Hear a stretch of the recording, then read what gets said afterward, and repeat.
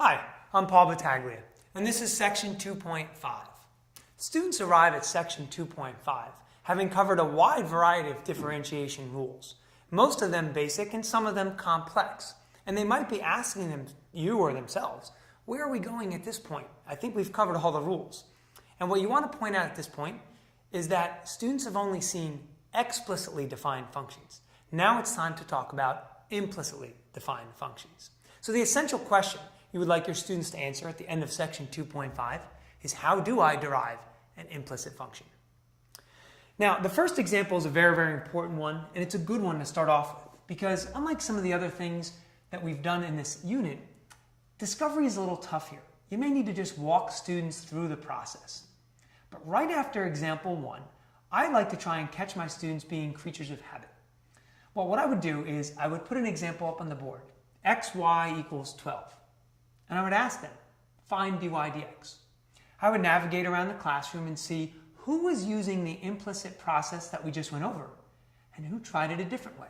And many times nobody tried it a different way, because why should they? We just went over this process, so I'll use this process.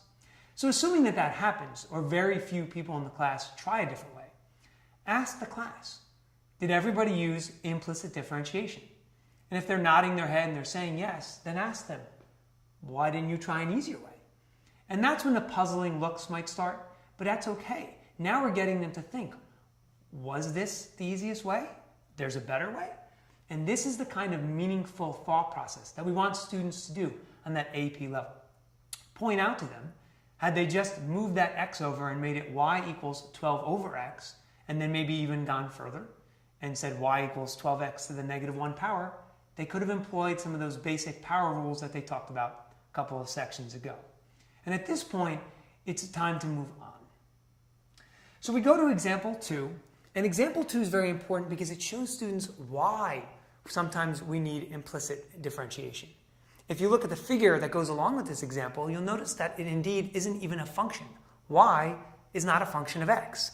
However, we can still use the implicit differentiation process to find the slopes of tangent lines to this curve at any point, even though it's not a function. The other thing I like about example 2 is it gives us an opportunity to approach a common error.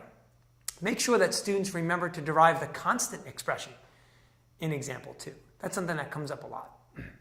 Now, along with the product rule and the quotient rule and implicit differentiation, I keep getting the question, how far should I go? How much should I simplify?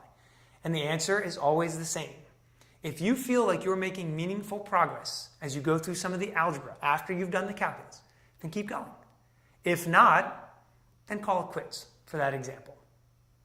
Here's another common error that students sometimes make, and it involves finding the second derivative through the implicit process. What happens is we ask students to find the second derivative of y with respect to x. And after they find the first derivative, they look at it for a little bit and then they say, okay, so I need to derive this thing again? Okay, no problem. And now, when they derive any term that has y in it, for instance, they'll be adding a dy dx next to it. However, they get stuck. And they say, well, what am I supposed to do with this dy dx? How do I solve for the second derivative? What they forget is they have an expression in their work that they've already found for dy dx.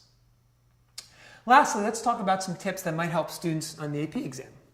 Now, examples 9 and 10 cover logarithmic differentiation, and that's a topic that isn't widely tested on the AP exam. I would probably cover it in my class, but I wouldn't place more emphasis on that than I would some of the earlier examples. Secondly, students may often be asked to find either a horizontal tangent line or a vertical tangent line with an implicitly defined function. We need to remind them sometimes that in order to find that horizontal tangent line, we set the derivative equal to 0, and we're looking for a vertical tangent line when the derivative is undefined. And finally, look for those free response type questions that ask students to show that dy dx equals a certain expression. So in other words, they've done the work and they're showing you the answer. So what I always stress to my students is, if you were ever lucky enough to get a question like this, why would you not want to stay on it long enough and try and grind through it to make sure you can find the answer that they have? Because how often is it when you're in a testing situation that you're actually given the answer? I hope these tips help, and I'm sure you'll find much success in section 2.5.